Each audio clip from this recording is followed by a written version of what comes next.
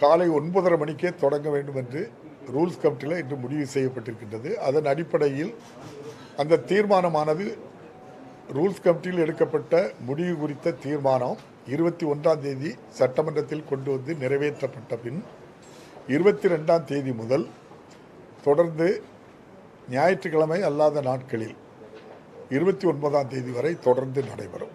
இடையில் ஞாயிற்றுக்கிழமை மட்டும் கிடையாது. காலை 9:30 மணிக்கு சட்டமன்ற கூட்டத்தொடர் ஆரம்பித்து நண்பகல் 1:30 மணி வரையும், பின் மாலை 5 மணிக்கு ஆரம்பித்து இரவு 8 மணி வரையும் சட்டமன்ற கூட்டத்தொடர் நடைபெறும்.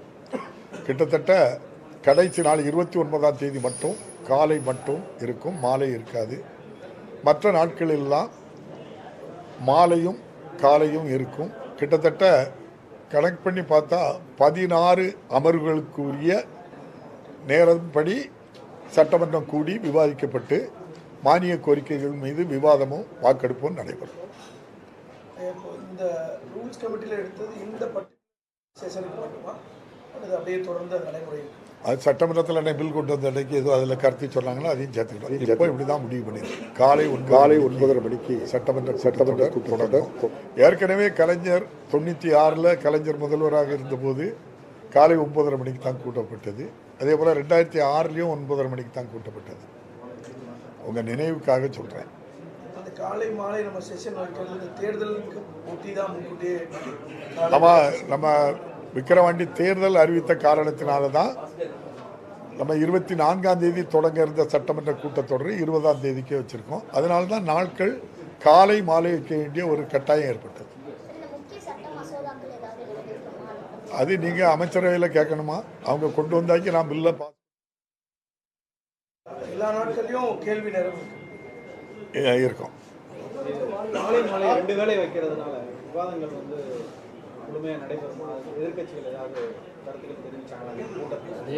இல்லை, அது எல்லாமே அலுவல் ஆய்வுக்குழுவில் எடுத்த முடிவு தானே. காலை மாலை வைக்கிறது எதிர்கட்சி நம்ம கொறடா வேலுமணி அண்ணா வந்திருந்தாங்க, துணைத் தலைவர் உதயகுமார் வந்திருந்தாங்க, பாரதிய ஜனதா கட்சியினுடைய நம்ம சட்டமன்ற குழு தலைவர் நயினார் நாகேந்திரன் அவர்கள் வந்திருந்தாங்க. அதே போல் விடுதலை சிறுத்தைகள் கட்சி, காங்கிரஸ், ஆளுங்கட்சி எல்லாரும் சேர்ந்து எடுத்த முடிவு தானே. ரூல்ஸ் கமிட்டிலையும் எல்லாரும் இருக்காங்க, இந்த கமிட்டிலையும் எல்லாரும் எடுத்த முடிவு தான்.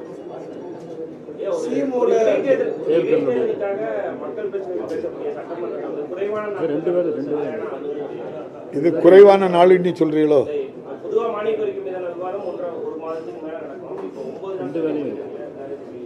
நாங்களும் நீங்கள் நினைக்கபடி நடத்தணும் அப்படிங்கிறதுக்காக தான் முடிவு பண்ணோம். விக்கிரவாண்டி தேர்தலை 7 கட்ட தேர்தல் நடந்து அதுலேயாவது அவங்க வச்சிருக்கலாம்.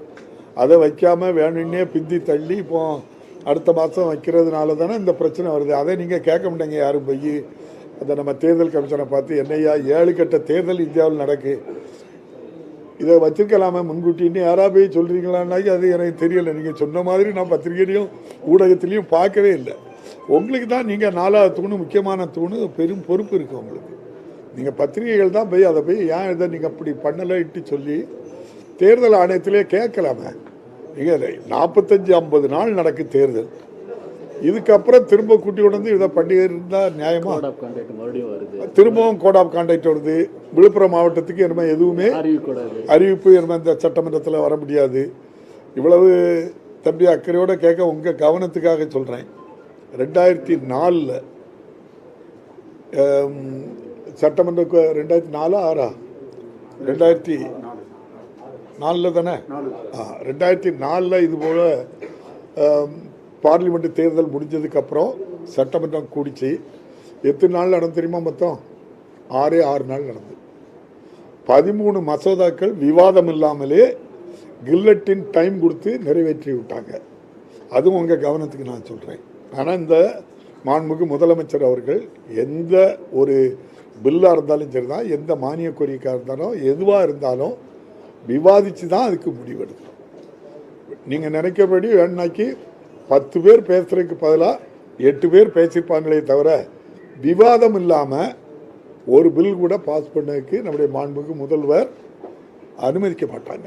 அதுவும் உங்களுடைய கவனத்துக்கு நான் சொல்கிறேன். அதனால் ஜனநாயக ரீதியாக அதுவும் எதிர்கட்சிகள் தான் அதிகமான நேரத்தை பேசுறதுக்கும் கொடுப்பாங்க. நீங்கள் பார்த்துக்கிட்டீங்க.